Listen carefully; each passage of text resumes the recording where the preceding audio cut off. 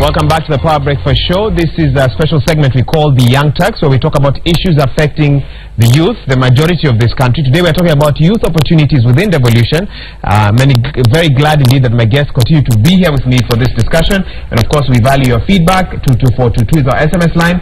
And on social media, talk to us at Citizen TV Kenya is our handle on Twitter and Facebook as well. Over the break, our discussion came up about the impact of youthful leaders in inspiring other youths to get involved in leadership and to live up to their full potential. And I want to get views from my guests here, but I also want to ask them, how can young people from different counties, and of course young legislators in Parliament and Senate, now that we have several of them there, ensure that youth and youth issues are placed at the core of decision making at the national and county levels? For example, is it worrying to you that it's not very clear where youth fall in government in terms of ministries? Are youth under devolution and national planning? Are youth under sports, arts and culture? Or would youth want their own ministry with their own spheres tasked just to deal with their issues? Things like that. Let me start with you, Ngasha. Sure. Wahiga, one thing, when we talk about the word youth, we are not just talking of someone being that young to address issues for young people, but also we are bringing a component of, you can be old enough, but you have some youthful ideas. But now let us take our case scenario here. Look at what is happening within our political situation. We have young folks who have just come in. Folks like Jaguar, KJ, even our governor of Nairobi, Sonko. It's a big inspiration for young people to see other young people doing great things in political field. Like a case of our governor, Sonko. If you read his history, where he's coming from and where he is, and don't be surprised even to find one day Sonko will be our next president. Oh, you're predicting the future. I'm predicting the future because he has managed to resonate well with issues touching on youth, matters to do with youth, and also matters to do with vulnerable people within the community. So what we want to say is that we want youthful leadership that resonates very well with matters to do with young people in the society. Otherwise, if we don't agree that, and as young people we agree that we are going to shed off some of the socialized ideas which has been embedded within our hearts then we can move. Look the case of the governor Sang. Sang was our member of National Youth Forum in 2008 up to 2011. Today, Sang is the youngest governor in the country. And my friend Sang, we used to have meetings at the US Embassy on how we can conduct town hall meetings. And right now, as we speak, he's a great inspiration. He became the young senator, he became the young governor, and Sang, even within the National Youth Forum, he never used to talk so much. But you used to talk a lot, I imagine. I used to. I was the Secretary General. But now you see what is happening with our governor for Nandi. And he has brought a new breed of young people within the leadership of Nandi. The youngest senator now comes from Nandi, I think 28 years old. That's correct. The youngest speaker, Nandi. That's correct. So every other governor has got something to learn from Governor Sang, bringing in young blood and people who have no political connections.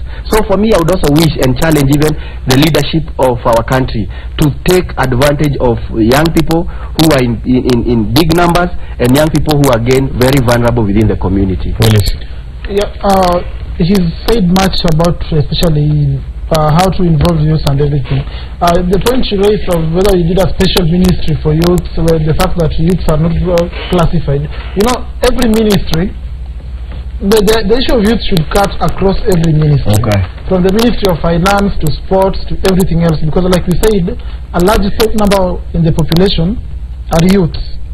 Having said that, if we are to have a working economy, then definitely we won't even need a ministry for youth, because every youth should be working.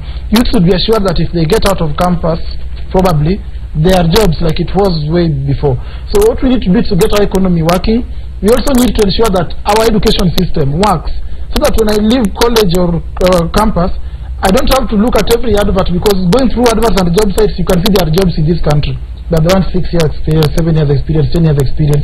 I think if you were to work on things like our education system and to get a way in which our economy is churning out jobs and not creating redundancies, we won't even need a youth ministry. Everything would work for the youth. Yep. So it all falls back on the political system. We would have, even if you were to take that political system and add it over to the youth, have a 27-year-old president, have one governor under 20 years. If you don't change the mentality and the socialization that we've had as a country, we'd be having it won't change much, definitely. We still have people who want to go in for themselves and their cronies, yeah? you are here with your clique, you're living well as youths, but you don't have the youth agenda. So going back to what I said in our previous show, I'd rather have an old person who has the interest of the youth at heart, who has the idea of making the whole country work, than to have youths who embarrass other youths. Because we always have youth leaders embarrass look at, for example, the youth leaders we've had out of the 2017 elections. If it's not Jaguar fighting Babu, it's Ndindi Nyoro saying things that an educated person shouldn't say. Yeah? So it's not that the youth are going to have in leadership, then I'd rather have get stuck with the old embarrassment than having these young people also doing this. So it's not enough to be youth. It's enough to be a youth with a different mentality that's going to drive this country forward. So the term youth alone does not mean that we should then elect you into office and give you responsibility. From my own conviction, I would not support someone on the grounds of him being youthful alone. You have to show me more than just being a youth for you to get my support. Wow, really? But you cannot blame Nguruwe for being a Nguruwe. Like you cannot say, oh, hizi Nguruwe zinafaa kwa kaa horse. Like it can't, because once you get into that space, unachafuka. So for me, the best bet that I have in this country is an organized, informed young person and strong institution. My bet is not in the leadership. Yeah. Because so you have no hopes in the leadership, even if we keep changing and because lazima watu wakule, unajua, lazima walipe malone, unaona. So if somebody gets into that space, even if Boniface Mwangi got into that space, it will only take time before something happens, because you have to compromise. There's a lot of lobbying. You have to. Boniface Mwangi is your friend, I believe. You don't think he would have made? No, I believe in him as a person, but I don't believe in that space. Okay. So if that space, for that space to be functional, we have to go back to the community. If you have an informed, if you have an organized, if you have strong information, if you have an empowered young person will make a choice. Good choices. When they are making when they are voting, they have expectations, because they have something to lose. But right now, you have, as a young person, if I'm given 500 shillings, I'll make a decision based on who paid me that money, because actually they sorted me out. So I'm not making an informed decision. You're making a decision from your stomach. So you cannot. Would you have a strong following? Would you ever consider running for office? I'm a leader in my own space. I'm more powerful than those people in that street, because I can go in any part of this country and make something happen. The only difference is that now I need to be in a level of changing policy. But you can't change policy unless you get to that space. No, I can change policy by informing, organizing, and of course, informing, organizing young people in my space, so that they are the ones to demand for those. Okay. In the lowest level of leadership, not just there. Okay, that's an interesting point you bring. Sorry, let me come to you. I'm surprised to hear that as young people would champion for older generation to keep on leading us, where else we are getting educated, we are getting some experiences to take on leadership, and yet here we want to say that we cannot trust on young leadership. Just because they are young? Just because they are young. I would maybe vehemently oppose such kind of thinking, because one, we must also get some mentorship to take over leadership. And we can get mentorship even through learning, through following, and so many other things. So what I want to say is that as young people of this nation, this country is a great nation, let me tell you. And I can tell you the country is endowed with so many natural resources, which if we can exploit, it can be of great advantage to us. But if we want to say that we cannot support our young people, either in higher political office, whether maybe in certain government positions, then I think we might be lost, because you rather fail trying than fear to try and then you fail. So what is easier? I think the best thing is to try and also recommend and follow very closely the footsteps of those young people who are trying in so many ways. We have in business sector young people doing very great. We have in political sectors the likes of Sakaja, the likes of these young folks. But if one young person is making some mistakes, we cannot generalize and say because Babu is doing this, then every other young person and learned person is also doing. In fact, we are supposed to demystify some of these wrongs they are doing through our own small ways. Like now we are running a program for youth in Dandora 234, And last week on Friday, we issued out bursaries worth 6.5 million to young people to go to colleges. So I think for us as young people, we are also endowed with an opportunity to fundraise, to network, to partner, not just to look at others and point. In our own small ways, what are we doing? Even here sitting in this panel, Wahiga, what are we doing as young people? You see, instead of just showing or trying to pinpoint some few young people who are not doing very well, from our end, what is it that you are doing? The day before yesterday, we had to let some young people to go and collect one of their who was held at Nazareth Hospital. In fact, governor came into salvage the situation. The young person was supposed, the family of the young person, they were supposed to pay more than 200,000, and this was a to get the body out of the hospital. Now you can imagine, young people, they can only fundraise 500 shillings. On Sunday there was a major harambe, and something they could have only fundraised was 500 Kenya shillings. Total. The whole group that was there. Yes, you can imagine how to get 200,000. How would it work? So I think for us also we need to take advantage of our power to network, to communicate. Umeshaisema tu poa that umeget mayutu wote mabeshi zao wote, and then they were only able to raise 500 shillings. That's correct. Mimi nikikamu governor alafu unaingiza governor kwa hiyo noma sasa. Inamaanisha the governor his responsibility should be actually to make sure that that hospital is affordable to that young person. So hiyo group yote mekaga tunaweza afford 500 shillings should come together. Wait a minute, yani tunaweza afford 500 shillings hata tuwezi kwa best yetu. Who is responsible? So who is responsible? Wewe. Kwa hivyo usitupatie 150 bob ama 200 bob alafu tupatie 50 bob tuende nini? No, make sure that we have a good affordable hospital. Let me get back to this. Then I'll come back for you to ask again to answer your question. I still maintain my point, which he was trying to dissuade me from. One, these are not a few young people. These are few people holding leadership positions, elected. So you can't call them a few young people. They're not ordinary young people. Secondly, it's not, like I said again, it's not enough to say, you should not be a leader based on age alone. You have to have something extra. That is the other point. Now, going to what Juliani said, of being in a position to, being a leader in his own right. That is right. Juliani can do anything he wants, but he cannot influence policy, like we said. Juliani will organize youths, Juliani will empower them, educate them, but Juliani does not have the financial capability. We have a business community. Look, empowering the youth steps more. People are watching it. We pay our taxes. We pay taxes. We should be benefiting from it. The amount of impact that can be made by a person in a position of leadership that cannot be. I'm not trying to look down on what you're doing. So Juliani can do all this. He can empower all these youths. But then you realize that without the information and knowledge that Juliani has given them, these people still are broke. So that person who has nothing but has money, a governor or a name has nothing but has money. He has content-wise. So let me say, it just, I don't know how to put it, if that came out from okay. No, because again, when you have money, he has nothing other than money. He will probably undo everything Juliani has done by being in a position to perhaps give each of these youths just 1,000 bob. That's what you have to give credit where it is worth. My learned colleague here, try some of these positions and you'll tell me. Some of us have tried, and I'm telling you, the ground and the community and the connections down there. Sometimes some of the things we read through the books, they don't apply on the ground. Yes. Let's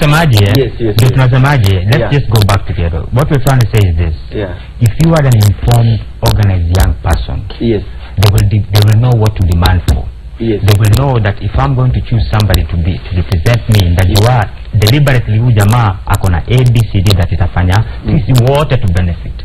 Si hata tupatie check ndio tuone tukatoe best yetu kwa nini, and then siku nyingine anatuzidi. So for you, as much as you applaud what the governor did there, you still say the youth could have demanded for more. Because that's the same thing they've been doing, so to marginalize, not to depend on. You only 48 laws of power, actually. One of the 48 laws of power. You make everybody else dependable on you, so that because next time they'll be looking for the governor again to come and bail them out of an. So the reality is, the reality in mtaani is simple. And I agree with you that the reality in mtaani is that 500 was already afford. Huyu jamaa alisema earlier that we need to look at the root cause of issue shida yote. Sindio? So what we're trying to say is that instead of, just because that is working for now, doesn't mean that that's the right way, or that's how it should be working. Yes, yes. In fact, there are solutions to every other challenge. You know, there are long-term and short-term solutions. We get. But here comes now a situation that needs our urgent attention. Right away. Right away. You cannot tell me now we'll start educating these young folks on how they should fundraise. And let me ask you, like even this show, suppose there are two young people watching this show. One is hungry, one in fact slept without taking anything, and someone else is looking for a job. Back in your mind, what kind of support can you offer someone who never took anything and they slept hungry? Is it to start training that person on how best to devolution works, or to place food on the table for that person first of all to have energy? We are making this so simplistic if you are going to look at it from that perspective. No, I'm just giving an example. Giuliani said something that I totally agree with, that what is going to move this country forward is an empowered, informed youth. Yes. We are going to have an empowered, informed youth where the systems work. Look at countries like which are really developed. You come through a system, like if you could take for example the education system in Japan, for instance. It is that system that makes you an organized, informed and empowered person.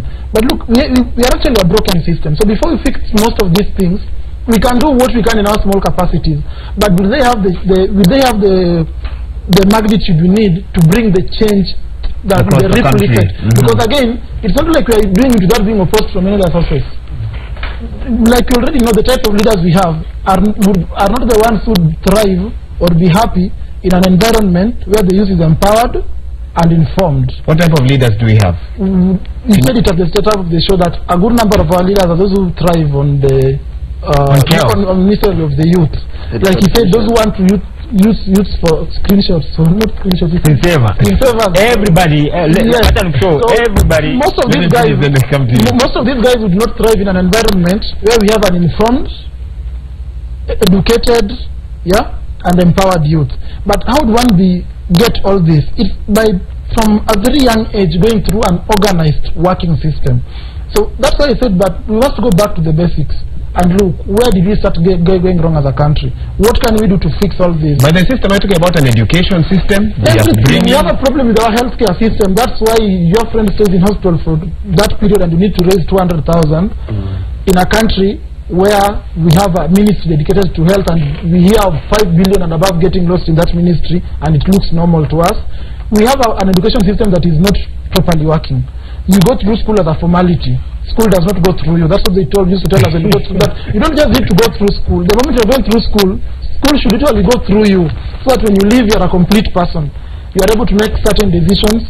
You are able to know that things should be done in a certain manner. You should have some principles that at least, I'm going to do this and nobody should compromise me. Okay, you interrupted him, so I'll allow him to speak then. You know, the function of education is to prepare an individual for a holistic thinking and living. But our education system does that. That was my question. My only issue would be, if we get learned and given an opportunity to liberate our young people from shackles of poverty, from shackles of despair and depression, and yet we still real in terms of our systems are not working, I think in our small ways as young people, we can start the change from the grassroots up to the national level. If Giuliani is an artist, think around some messaging which can inspire. Unaona sasa turudishe hapo bana. Kwani mimi nitakuwa naimba maisha yangu yote? Kwani unataka tu niimbe? I've been singing all my life. One at a time. I've been singing for the last 15 years. Unataka tu niko naimba. Some people want to see order in a youthful panel. No, this energy, this is lazima one at a time. Okay. You know, Giuliani is an artist. We were just talking with him. And he has asked you a question. Yes. How long do you want him to sing? Is that the only thing that he'll do with his life? You know, Giuliani now should again twist his messaging. But he has told me something good which inspired me this morning. He's running a program in Dandora for young and upcoming artists. And I told him, I'm also running a mentorship program for young people. If our young lawyer also can do something in his own small way, then as young people we consolidate our synergy. I'm telling you, we can change this. Actually, we are changing what I'm trying to say is that we are changing. Yes. The only difference is that we need to be deliberate about our spirit when we are changing everything. what you're doing in your own community, what Wahid is doing, what he's doing, what I'm doing in my own community will get us through. But if we're talking about 5 years from now and 10 years from now, the systematic change should be starting now. So we will survive. Right now we are going to survive. And we should. We will survive, and we will make sure that we get our young people in Dandora or any other place. I will make sure that in my capacity, that young people in those spaces get that 500 shillings or 1,000 bob, or get to the level that maybe I am. But we want them in the next 10 years to be way better, and to not talking about the same problems that we are facing now as a country. Okay. You've talked about young people in Dandora quite a bit. What about young people in other countries? Yeah. We seem to be very Nairobi centric, and that's something there's a lot of people doing, because we're talking about devolution. There's a lot of things happening in our country, and those are the only things that have held us together as a country right now. Okay. So there is some progress. The small things that are individual efforts. It should be an individual effort across the country, not just in Nairobi. And we are not telling the government to be the one doing it. The only thing a government should be doing is setting up the pipes and the infrastructure for magic to happen. Okay, I'll hold on there. Yes, Will is coming. I was just coming back to what he's saying, that we can make all these small efforts, we can do all these, but we are not about, we should not create a welfare society where we pay taxes to the government, then we still have to go out of our way to do some of the things that the government should be doing. So it's okay to work with other young people, it's okay to bring each other up, but it does not mean we should stop holding the government accountable because we are not taking over its responsibility. That way we'll just become, I don't know that you'd like to call it a welfare state. We'll be there helping each other out while the money and the people who should be doing some of these things we are doing, which is the government, sit back and enjoy the... sometimes... It's funny you raise that, because I want to ask a question. Yeah. And this came up in a conference on devolution that happened a year or two ago. That was, young people from 47 counties attended. And one of the issues that came out was that there has been an attitude of entitlement without responsibility that has contributed to apathy among young people. So a lot of young people are saying, until the opportunity comes to my door, I will sit and complain and make noise, but I will not go out and seek that opportunity. It should come to me, because that was one of the feelings in that conference. That today asubuhi tumekama hapa saa ngapi? 5 something. Kwa hivyo nilimka saa ngapi? Exactly. And a lot of young people, when I was coming down here, the people walking with me are young people and women. So you cannot tell me that, and I used to that there's a feeling of entitlement among young people. Actually, any young person right now, if they go anywhere right now, they won't find opportunities. They can create opportunities for themselves, yes, and they have been creating opportunities as young people. The only difference is that unafika pahali you can't go anywhere. Okay. You're talking about barrier. There's a barrier every time. So you're talking about youth fund giving young people money, but at those is it based on design thinking, or is it based on unajua kuna vijana na wekanga bakuku hapa na wakana car wash tuwapatie pesa to get, and you expect somebody to develop a business and return the money in 6 months, and yet we know for a good business with good in whatever, it takes even 2 years to even have even more. Okay. I would wish maybe to pose this question to some of the young people most likely who are watching this show, and ask ourselves, first of all, do we know where the devolution is anchored in terms of its objectives and its principles? Because at the end of the day, remember, we've been talking about young people from 1963. In fact, the battle for young people started when this country was born in 1963. We had the battle of young folks against the old folks, and let me tell you, it's like a cycle. After every 5 years, it's a cycle. We want young leadership, we want young people to take over the leadership positions, and even up to us right now, after some times, we are not going to be youthful leaders all the time. It will come a time when we'll see we've squandered some of the opportunities we would have used to change some of the situation our young people are facing. Then I would also wish to state this way, and even for young people to understand this, the way we are socialized has got a lot to do on how we act. Look, even now the country is now at a turning point. Some of the people who are being used to attend some of these political rallies, just look, they are young people who can even throw a stone maybe a kilometer, or can swing something. You can never find older generation doing such things. Why are they doing this? First of all, they are frustrated. Number two, the despair surrounding them is immense. Number three, Look at what informed the chaos in 2008, the Kriegler report. It is stated young people, they were used because they were vulnerable. And if you then sit and say young people are not vulnerable, then we are lost. We must find ways on how to empower young people in our small ways. Then look on how we can even look for create jobs for them. We had kazi kwa vijana under agenda item number 4. Agenda item number 1 was to stop chaos. Number 3 was to form the coalition government there and then, which happened then. Number 4 had the land reforms, the police reforms, judiciary reforms, creating jobs for young people. But what happened? We had pesa kwa wazee, kazi kwa vijana, and then look at what they were doing, digging trenches.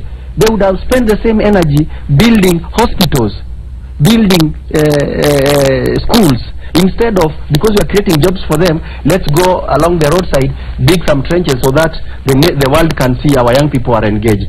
So we are saying the kind of engagements we are having is not meaningful. It's not meaningful from the government up to the grassroots. But in our small ways, we must decide from bottom of our heart, I will bring the change that is desired from now going forward. Two things are starting from the point you brought up, that the youths are entitled. I don't think the youths are entitled. The youths simply have expectations. They're not entitled. You go through a rigorous education system, you have an expectation that at the end of it, perhaps some opportunities will come. That's why does not amount to entitlement. The second thing my friend has raised, and I think he is contradicting himself. You can't say the youth is frustrated and annoyed, then still say it's being used. If I'm frustrated and annoyed, and I decide that maybe by throwing the stone I'll be sending a message, nobody's using me. So okay, you're acting on your own volition. volition. A lot of people, like he said, that he got it very right because he contradicted himself. Frustration can lead to all this. You don't have to be used by anyone. A frustrated person can do whatever he thinks is going to send a message to make things better. Now, on the general issue, I still think we are trying to run away from what we should be discussing. And that is, how can we come together as a youth? One, to make our government accountable and responsible. Because everything we are discussing is what can we do in our individual capacities to raise the youth. Now, there is always this one thing that is said that the government has monopoly of violence. I can also say the government has monopoly of so many other things. You can, for instance, not match the financial capabilities of the government as individuals or even as smaller entities. And the truth again is, whatever empowerment initiatives you are taking, they need financial backing. For how long are we going to rely on donors or from our own pockets, while we know that we pay money to this government and there are certain essential things that we should be getting from it that we still have to dig out of our pockets? So for me the big question is, and maybe this may be from a different school of thought from what my co-panel is thinking, but I think the big question should be how can we organize as a youth and hold the government accountable? Do you have an answer to that question? By holding the government accountable, there are so many things. For instance, in my capacity as a lawyer, I'm just waiting to get my admission to the bar before I start giving the government trouble. Because I'll be moving to court every now and again to insist that we have certain rights that the government... So you've started an alarm. So what I'm saying is this. Go ahead. If I feel, for instance, that there's somebody who is held in hospital, my legal knowledge, I went through a very good lecturer, Dr. Maurice Odwor. I know what health rights and everything contains. Why, for example, should we be having strikes every now and again when we pay taxes to this government and know very well that it's the responsibility of the government to provide health care? Why would a government minister, for example, appear on television and say that by doing this to public hospitals, private hospitals are going to suffer? We can't be that capitalistic to compare the right to health to people's businesses. We, for example, know what it entails: right to education, right to proper housing and everything. All these things. So what I can do in my capacity, because that's the question you raised, what are you going to do to hold the government accountable? Because we've seen as an advocate, what I can do to hold the government accountable is to use the courts, for example, to declare these rights, because one of the remedies we have is a declaration of rights, and once they have been declared as something we deserve, then we move to the second stage. Now let me repeat this. Let me repeat this. And maybe speak on the right kizungu for you guys. Is that tribalism, corruption, youth unemployment works for certain people. That's why iko hapa sana. That's the first thing. The second thing is that for young people to progress, they need certain level of resources. That's one, and they need pipes. We also agree that we have all the ingredients to make all that magic to happen. we have the constitution. Hata kama iko aji, we have seen certain changes and certain things working. We have also agreed that the young people have the energy and the time to make everything work. We have also agreed that actually the government is not accountable. All this, the only thing that will drive all this is a spirit of nationhood, which all of us lack. And the spirit of nationhood in Amanisha, from the word go in this country, when this nation was being built, or we were thinking of actually moving forward, it was more of first aid. When we were coming up with the constitution, because we had a problem, it was a first aid. It wasn't about 50 years from now, 100 years from now. It was more first aid, and we have to sort out hizi vitu ndio tusionekane wabaya na tusipigane. Right now, as a country, for me, all these things that have been happening with the elections and stuff, I see them as an opportunity for us to transition. So let's not be so quick, try to move forward and make things work. Let's use this as an opportunity to transition to a nationhood. Okay. I want to one thing you raised. Okay. Because we've gone around it, and it's like we're not going to mention a solution.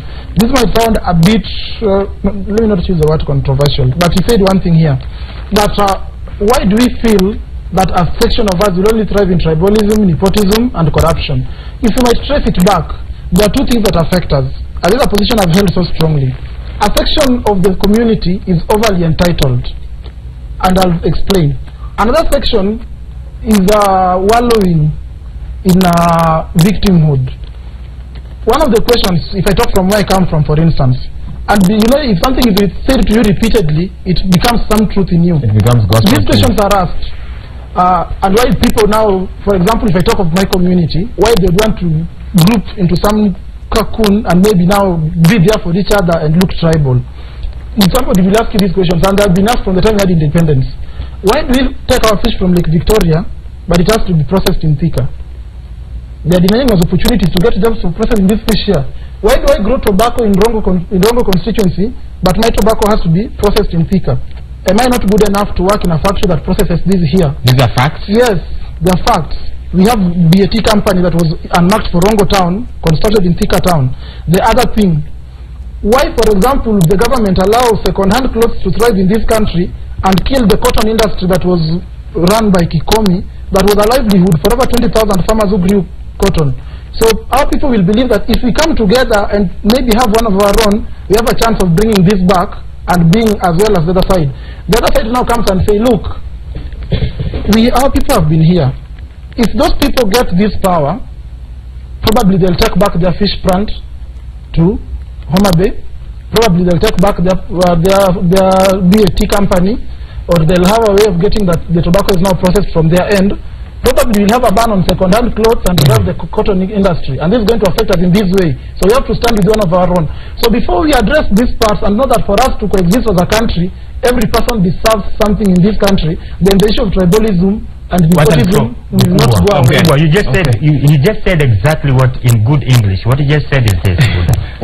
What you just said is what I'm trying to tell you, that the reason why all these things thrive is because hakuna nationhood. And what we are dealing with, we are fighting perceptions and a way of, right now we are all of us are fighting perception. I grew up in Dandora. All my life I grew up in Dandora. Majority of the people who live next to me were Kikuyus, and they were poor kama mimi. Now that's why I'm giving my rural perspective. And just listen. I need to interrupt all of you because our time is almost up. I need to reach 2 SMSs, get a minute of each of you to wind up because our time is up. Someone is asking here, Nixon Dugire from Kinderuma, what plans or strategies do youth leaders have to finish corruption completely? Because so far youths are involved in corruption, that's what they feel. And somebody here gives a suggestion on how to aid young people. They say anyone over 60 or retirement age shouldn't seek elective posts. Okay, that's their view. Again, the constitution allows them to carry on. So he gives other points, but you don't give us your name. You say elective or nomination posts should be for 2 terms only. So I guess, you know, in all sectors. They say you must have a family to vie for office. I don't know what you guys feel about that. They say that youth should elect other youths, and elective posts one should arrange their own pension and I guess not look up to the government or to that seat to be their pension. I want to give each of you 1 minute to make your closing statements. I'll start with you, Gasha. Thank you, Wahiga. I would wish to state this very clearly, that if young people would accept that the life you are living, it's between me and my success and my future, then we can change. And again, in our small ways, let us move from some of the ideologies which are not working to some of the practical things. What is it that you can do at that particular time? What is it that you can transform your society? In our small ways, let's do what we can. Otherwise, we cannot excel in social bigotry, we cannot excel in chauvinism, and we cannot even excel in becoming fanatics of even our political leaders. But we must behave as young people who are liberated from matters to do with despair and depression. But again, to our young people even who are in this panel, I would also wish to state that as we get out of this station, let's get out knowing we are going out to bring the change that is desired. Otherwise, systems and government, if we just give a blanket assumption, it can never work if you are not putting our efforts together. Otherwise, peace. I refuse to take the defeatist mentality that we can only now do what we can do for ourselves. Juliani mentioned an important thing which I totally agreed with, that for us to develop, we must build a sense of nationhood. We're only going to build the sense of nationhood if everybody who calls themselves a Kenyan has a sense of belonging. That means bringing equity for the areas that have been marginalized. It means having fairness. It means creating some sense of everyone must feel like they have a stake for us to have that sense of nationhood. And that means revisiting so many things in this country to ensure that it works. I also refuse to run away from the fact that most of these problems can be solved if we come together and hold our government accountable. Okay. Thank you. Juliani. As a country where we are right now, when I'm talking to you right now, I'm not talking to you based on the next 2 years or 5 years. I'm talking to you based on 50 years and 100 years from now. Everything that we have gone through the last 50 years as a country has been necessary for us to be here today. And we are going to pull through. The only difference is that, I'm trying to insist on this, every problem we have, every opportunity we have in this country are a setup and a stage for us actually to move forward and to transition into a nation. So the only thing that we're supposed to do is to change and to relook into our spirits and what we actually represent as individuals. The only individual thing we're supposed to do is that, is to look within ourselves and know and find our spirit, and the spirit, and that if we all find that spirit, there is no problem, there is no tribalism, there is no corruption, there is nothing that will keep us from achieving our dream as a nation. Fair enough, Tumile. That's how we're going to have to leave it. Thank you so much, everyone who's watched another episode of the Young Turks on the Power Breakfast Show. Lots of issues, and this is a discussion that clearly we'll be having for a long, long time as a nation, as we find ways to empower young people. That's how we wrap up this part of the program, but not go anywhere. Cheche is up next right here, so that team will be taking over on the other side of this break. Many thanks indeed for staying.